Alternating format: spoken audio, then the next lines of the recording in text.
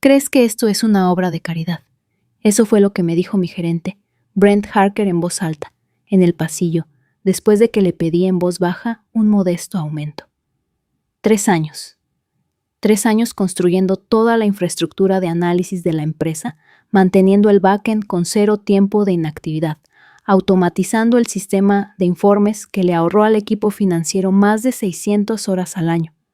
No pedía un trono, no exigía opciones sobre acciones, solo un ajuste del 10% apenas suficiente para ponerme al día con la inflación, y mucho menos con lo que valía. Pero Brent se rió. Se rió. ¿Crees que esto es una obra de caridad?, dijo de nuevo, sorbiendo de su taza de café, con la marca como si yo fuera una artista callejera pidiendo limosna en lugar de la mujer que mantenía sus sistemas funcionando. La gente escuchó. Pretendieron no hacerlo, pero vi las miradas, las toses educadas, la lástima. Sonreí. Asentí. Dije, por supuesto, y me marché, como si me hubieran dado las gracias en lugar de abofetearme. Pero algo dentro de mí se endureció. Que quede claro, no lloré, no di un portazo, no corrí a recursos humanos. Eso habría hecho que se tratara de mis sentimientos. Esto no se trataba de sentimientos. Esto se trataba de la línea que acababa de ser cruzada. Durante 3 años había sido el fantasma en su máquina, silenciosa, confiable, invisible. Parcheaba código a las 2 a.m., salvaba cuentas de clientes en días festivos, no me atribuía el mérito, no hacía ruido. Creía que la excelencia hablaría por sí misma, pero ahora sabía que no oían la excelencia. Solo ruido, solo demandas, solo hombres con voces más fuertes y peores ideas. Así que volví a mi escritorio, abrí un archivo que no había tocado en meses y lo renombré. Plano. Contingencia. Esa noche me quedé hasta tarde, no para terminar su trabajo, sino para empezar el mío. Esa noche la oficina estaba en silencio, solo el bajo zumbido de los viejos fluorescentes y el zumbido del sistema de climatización empujando aire reciclado a través de rejillas descuidadas. Me senté en mi escritorio mucho después de que todos se hubieran ido mirando el cursor parpadeante en el archivo que ahora llamaba plano, contingencia. Dentro empecé a listar todo lo que había tocado en la infraestructura de la empresa, no para su beneficio, para el mío. Esquemas de base de datos scripts personalizados, APIs no documentadas que había escrito para sortear las limitaciones de su pila de proveedores de terceros. Cosas que nadie más sabía que existían porque nadie nunca preguntó. Asumían que el sistema funcionaba porque se suponía que debíamos hacerlo, como la gravedad, como la magia. Pero la magia tiene una fuente, y yo estaba harta de ser invisible. No estaba robando nada. No estaba saboteando.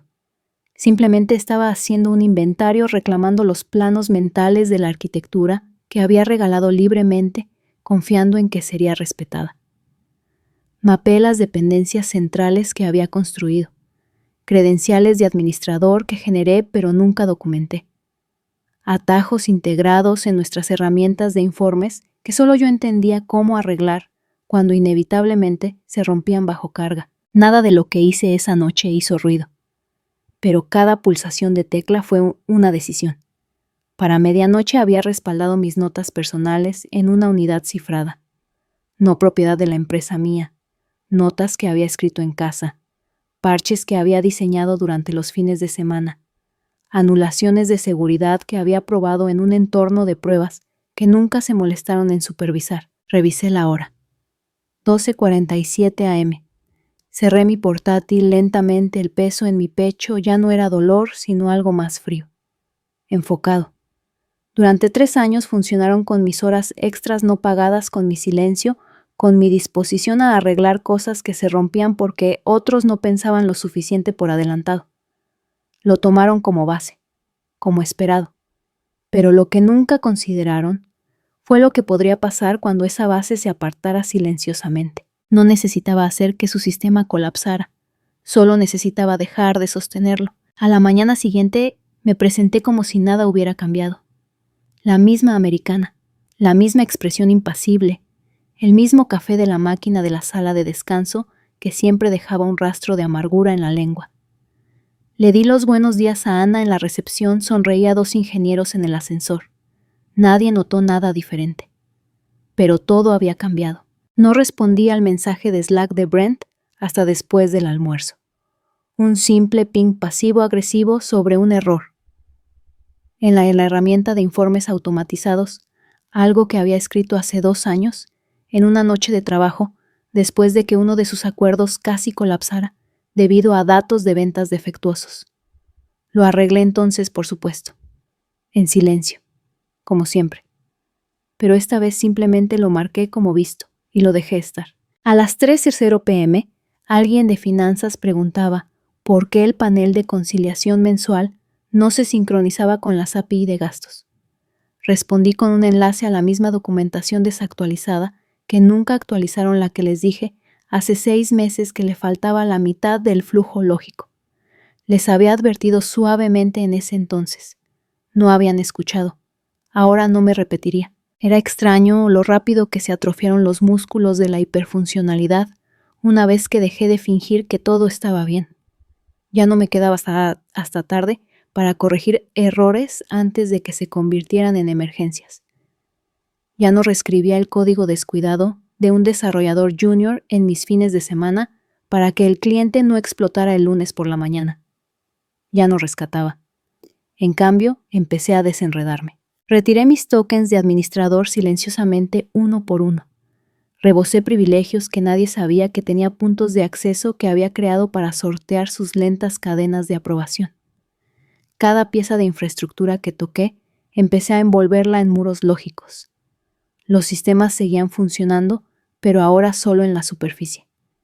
El tejido conectivo, los mecanismos de seguridad no documentados, los activadores de backend, las pilas de redundancia que había construido desde cero, empezaron a desaparecer. Por fuera seguía siendo la dependiente Aurora, la que respondía con frases completas, la que se ofrecía voluntaria cuando otros vacilaban, la que hacía las cosas. Pero por dentro me estaba restando, y nadie lo notó. Brent ciertamente no lo hizo. Caminaba por la oficina con esa misma arrogancia casual, el tipo de confianza que solo podía venir de nunca haber estado en las trincheras. Contaba chistes en las reuniones, se reía más fuerte de sus propios comentarios, ocasionalmente se refería a sí mismo como el arquitecto de nuestro éxito. La ironía me revolvía el estómago. Un día, mientras rellenaba mi taza, lo oí decirle a alguien cerca de la fotocopiadora: honestamente, Aurora es buena en lo que hace, claro, pero la gente como ella no es material de liderazgo. Demasiado callada, demasiado rígida. No me inmuté. Simplemente añadí: crema revolví, me fui. Pero esa frase resonó más fuerte que el pasillo ese día. No material de liderazgo. Correcto. Porque no grité mi valía. Porque no jugué al ping-pong en la sala de descanso ni me quedé hasta tarde riéndome de sus ideas a medio formar. Porque trabajé mientras otros hablaban. Porque construí mientras otros presentaban. Él no me veía como una líder. Me veía como una función. Pero las funciones pueden ser desaprobadas. Y ahora me estaba retirando del tiempo de ejecución. La semana siguiente, instalé una revisión de código que cambió nuestra pipeline de despliegue de manual a activadores automatizados.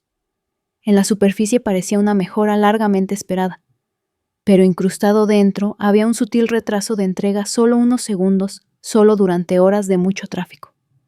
Lo suficiente para crear un cuello de botella en una avalancha de datos en vivo, lo suficiente para irritar a los clientes. No para romper cosas, solo para debilitar la ilusión. Luego no cambié nada durante 4 días, y las preguntas empezaron a llegar. ¿Alguien más notó que las sincronizaciones del CRM están lentas? ¿Cambió algo en los umbrales de los informes? ¿Quién es el dueño de los paneles de análisis ahora? Vi cómo se desarrollaba como un reloj, sin respuestas, solo confusión. Porque la única persona que tenía todas las respuestas, ella se había quedado callada. Ese fin de semana abrí mi unidad cifrada y exporté una copia completa de mis notas de desarrollo. Independientes decisiones de arquitectura, anomalías de interfaz, comportamientos no documentados. No planeaba publicarlas, aún no, pero quería que estuvieran seguras, conmigo. Nunca preguntaron cómo funcionaba el motor, solo les importaba que no se detuviera. Ahora estaban a punto de descubrir cuántas veces lo había puesto en marcha mientras dormían. No estaba enfadada, estaba consciente, y la conciencia había aprendido es el comienzo del poder. Llegó en forma de una invitación de calendario. Asunto, revisión rápida. D.R.R. Emily Dorset. Hora viernes, 10:30 a.m. Ubicación. Piso. Sala de conferencias de B. Hice clic una vez, luego de nuevo. Sin contexto. Solo el tipo de lenguaje anodino que HH suele usar cuando está a punto de hacer que algo parezca rutinario hasta que deja de serlo. Para entonces, había aprendido a no inmutarme. Esa mañana me puse una blusa verde oscuro, sencilla, limpia, indescifrable. Traje mi cuaderno personal, no el portátil de la empresa que no había tocado en más de una semana. Mientras me dirigía por el pasillo, noté el zumbido de las luces del techo, el débil eco del tono de llamada de alguien rebotando desde una oficina cercana. Todo a mi alrededor era normal. Así es como sabes que algo está terminando, cuando el aire se calma justo antes del colapso. Entré en la sala y encontré a Brent ya sentado con las piernas cruzadas, con aspecto de estar acomodándose para una pausa para el café informal, no desmantelando la carrera de alguien. Frente a él, Emily, representante de RRHH convertida en escudo humano, sujetaba su tableta con ambas manos como una manta de seguridad. «Gracias por venir», Aurora empezó con una sonrisa forzada. «Solo queríamos ponernos al día sobre algunas decisiones de reajuste de equipo». Brent la interrumpió. «Hagamos esto rápido». «Por supuesto. Hemos evaluado la estructura actual», dijo, «y hemos decidido que su puesto ya no se alinea con nuestra dirección estratégica». Parpadeé una vez. Dirección estratégica. Brent me dedicó esa sonrisa practicada y condescendiente. Nos movemos hacia un modelo más ágil y colaborativo. Necesitamos jugadores de equipo que encajen en la cultura en evolución. Ah, la cultura. Ese viejo chivo expiatorio para despedir a la gente que no se ríe lo suficientemente fuerte o no juega bien a la política. Emily se aclaró la garganta. Su acceso será desactivado hoy. Le ofreceremos una indemnización de 2 meses si firma el acuerdo. No es necesaria una transición. Sin traspaso, sin solicitudes de documentación, sin reunión de salida. Simplemente cortado, como si nunca hubiera estado aquí. Los miré a las personas que se habían beneficiado de mi trabajo durante 3 años y me di cuenta, con una objetividad casi científica, no tenían ni idea de lo que acababan de hacer. Ni siquiera preguntaron qué necesitaba ser mantenido. Asumieron que seguiría funcionando porque siempre lo había hecho. Pero yo ya había dejado de hacerlo funcionar. Estaban parados sobre un puente cuyos soportes yo había retirado silenciosamente semanas atrás. Me levanté con calma. Cerré mi cuaderno. «Gracias», dije, mientras Brent asentía como si la conversación hubiera terminado. «Espero», añadí lentamente, «que su nueva dirección les dé exactamente lo que merecen». Brent sonrió como si hubiera ganado. Y fue entonces cuando supe que no tenía ni idea de lo que se avecinaba. Salí del edificio de la misma manera en que había entrado, en silencio, sin aspavientos. Nadie de mi equipo me detuvo en el vestíbulo. Nadie me ofreció una palabra de despedida, ni preguntó por qué llevaba una caja en los brazos. Fue como si ya me hubieran borrado. Y en cierto modo así fue. Pero lo que ellos no sabían, lo que ni siquiera podían empezar a comprender, era que yo nunca había necesitado que me reconocieran. Ya no.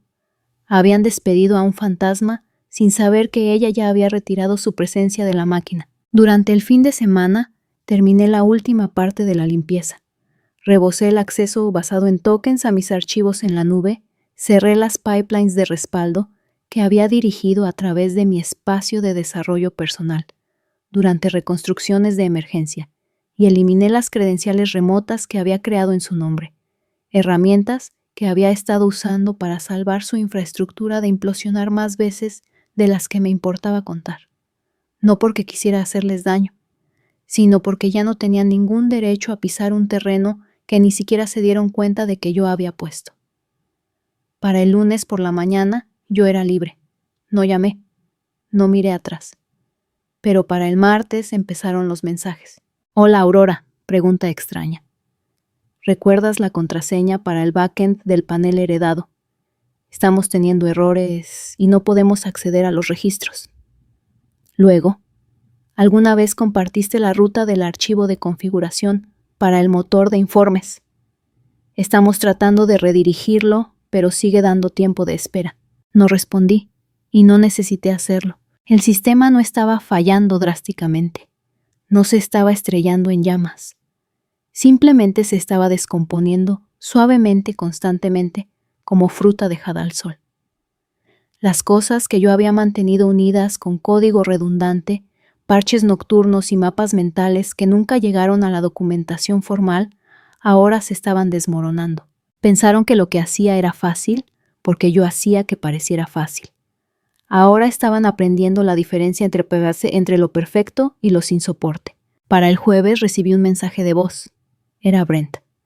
Aurora, hola. Escucha, sé que las cosas no terminaron bien, pero realmente nos vendría bien un poco de ayuda para desenredar algunos problemas del sistema. No es nada importante, solo algunas cosas de acceso. Tal vez una llamada rápida. Encantado de compensar, por supuesto. Sonaba sin aliento, asustado, como alguien que se da cuenta demasiado tarde de que el bote salvavidas que pateó por la borda era el único que flotaba. Lo escuché 2 veces, no por venganza, por pura incredulidad. Hace 2 semanas este hombre se rió en mi cara por pedir un aumento. Ahora me estaba ofreciendo pagar por una llamada de vuelta. No le devolví la llamada. No porque quisiera que sufriera, sino porque yo ya les había dado todo mi tiempo, mi talento, mi silencio, y lo desecharon como basura. Ahora intentaban comprarlo de vuelta con urgencia. Pero yo no estaba en venta. ¿Y el silencio? Esa fue mi respuesta. No se derrumbó de la noche a la mañana. Eso fue lo que lo hizo peor para ellos. Si hubiera sido un solo fallo dramático, una brecha de seguridad, una interrupción completa del sistema, una pérdida de datos catastrófica, quizás se habrían recuperado. Habrían llamado a consultores. Habrían tirado dinero al problema. Pero no fue así como cayó. Cayó en capas. La primera grieta apareció en el panel interno. Errores menores, valores desalineados, algunos informes con tiempo de espera. El tipo de cosas que siempre habían ignorado confiando en que alguien lo arreglaría. Solo que ahora no había nadie. Solo Brent paseándose del escritorio de un desarrollador junior a otro haciendo preguntas cuyas respuestas nadie tenía. La segunda grieta fue más ruidosa. Los análisis del lado del cliente empezaron a arrojar datos incompletos. Un cliente de larga data lo señaló. Luego otro. Pronto un tercero envió un correo electrónico exigiendo un análisis de causa raíz antes de continuar con su renovación trimestral. Aún así, el equipo directivo insistió en que era solo un contratiempo. Al menos eso fue lo que me dijo una antigua colega cuando me reenvió el memorando de toda la empresa. Somos conscientes de los retrasos intermitentes y estamos trabajando para optimizar el rendimiento. Nuestros ingenieros están respondiendo rápidamente. Rápidamente, con que la mitad de los ingenieros ni siquiera habían visto la arquitectura original. ¿Y Brent?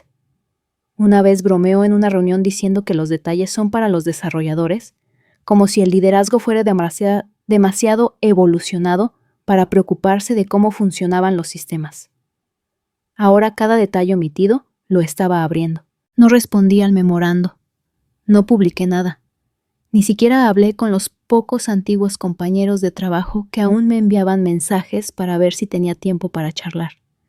Simplemente seguí observando desde la distancia, sorbiendo mi café cada mañana, mientras otro registro de podredumbre salía a la superficie. Los informes se volvieron más frenéticos en la segunda semana. Portal de cliente fuera de línea, no se encontraron copias de seguridad. Fallo en la reversión del servidor, faltan credenciales. No se pueden localizar las claves de implementación. Todo predecible. Todo merecido. Habían construido su imperio sobre una única suposición, que yo era reemplazable, que la arquitectura que yo creé era plug and play, que algún empleado entusiasta, con una cuenta de GitHub y algunas palabras de moda, podía intervenir, ponerle una interfaz de usuario y llamarlo estabilidad. Pero lo que nunca entendieron fue que los sistemas nunca habían sido estables. Habían sido cuidados, y yo había dejado de cuidarlos. Luego, una tarde, el nombre de Brent desapareció de la página de liderazgo, sin declaración, sin publicación de despedida, simplemente desaparecido, reemplazado por un título interino y una línea genérica. Agradecemos a Brent sus contribuciones. Una amiga de finanzas me envió un mensaje ese día. Renunció, o tal vez lo echaron. De cualquier manera está fuera. Un desastre total. Nadie sabe quién es dueño de qué ya. Me quedé mirando la pantalla, el pulgar sobre el teclado. Pero no respondí. ¿Qué había que decir? Me había despedido como si fuera un plugin obsoleto, y ahora era él el que se estrellaba solo, sin apoyo e irrelevante. Lo llamó recortar la grasa. Resulta que yo era el hueso. Nunca dije te lo dije. Ni cuando el nombre de Brent desapareció del sitio web, ni cuando 3 clientes importantes retiraron sus contratos, ni siquiera cuando una amiga me reenvió un memorando interno titulado Estrategia de Recuperación de Sistemas Críticos, Fase I. Todo estaba ocurriendo exactamente como yo sabía que ocurriría. Un desmoronamiento lento, un colapso silencioso, un plano desmoronándose en ausencia de su constructor. Pero no me regodé. No contacté a antiguos colegas ni dejé comentarios anónimos en línea. Simplemente seguí adelante deliberadamente en privado a mis condiciones. Al final del trimestre había lanzado una firma de consultoría boutique, solo yo, una entidad legal, un puñado de clientes que realmente escuchaban y un nombre que todavía me hacía sonreír. No es una obra de caridad. No necesitaba explicación. En 2 meses tuve 3 contratos de retención. Uno vino de una empresa que una vez había sido nuestra competidora. Otro, un antiguo cliente de mi antigua firma, ahora buscando reconstruir exactamente el sistema que Brent había dejado pudrirse en mi ausencia. No tuvieron acceso inmediato a mí. Les hice esperar. No por rencor, sino porque ahora yo elegía dónde invertía mi tiempo. Firmaron a 3 veces lo que yo solía ganar en un año. Construí desde cero de nuevo, pero esta vez con documentación. Con redundancia, con límites, porque esta vez estaba construyendo algo que duraría, y no solo para ellos, para mí. Brent me había llamado una vez demasiado complicada, un engranaje, un costo. Ahora estaba sin trabajo, olvidado y abierto a oportunidades. Y yo ya no era invisible, era esencial, no para ellos, para mí, y no tuve que quemar nada para demostrarlo. Él mismo encendió esa cerilla. Yo simplemente me aparté y dejé que el fuego hiciera lo que el fuego siempre hace cuando encuentra madera seca y arrogancia. Limpió el terreno, para que yo pudiera construir algo mejor. Esta nunca fue solo una historia sobre un jefe tóxico o un sistema roto. Fue una historia sobre lo que sucede cuando la competencia silenciosa se confunde con debilidad, cuando una persona da todo lo que tiene, no por aplausos, sino por creer en el trabajo, y se le paga con desprecio. Aurora no destruyó su empresa. No hackeó sus sistemas ni buscó venganza. Simplemente dejó de protegerlos. Dejó de rellenar las grietas que otros ignoraban. Dejó de sacrificar su paz por personas que nunca le dieron las gracias. Y cuando la despidieron, como si fuera prescindible, desencadenaron su propio desmoronamiento, no porque ella se vengara, sino porque ella siempre había sido el pegamento. El plano. La red de seguridad que nunca reconocieron hasta que desapareció. Su mayor arma no fue la indignación, fue la claridad. La lección. Nunca confundas lo silencioso con lo insignificante. Algunas de las personas más fuertes en tu lugar de trabajo, las que nunca se quejan, las que se presentan sin drama, las que arreglan cosas que nadie más entiende, son las que mantienen todo unido. Y si las descartas, no lo notarás de inmediato. No hasta que las costuras se rompan. No hasta que el silencio hable más alto que cualquier arrebato. Aurora no quemó puentes. Construyó uno mejor y lo cruzó. Y si alguna vez te han pasado por alto subestimado o te han dicho que no eras material de liderazgo simplemente porque no jugabas el juego, deja que esta historia sea tu recordatorio. No eres invisible, eres esencial. Y nunca necesitaste su permiso para ascender. Si esta historia te tocó la fibra, si alguna vez has mantenido la línea en silencio, si alguna vez te has marchado llevando tanto el dolor como el plano, entonces sabes cómo es la fuerza silenciosa.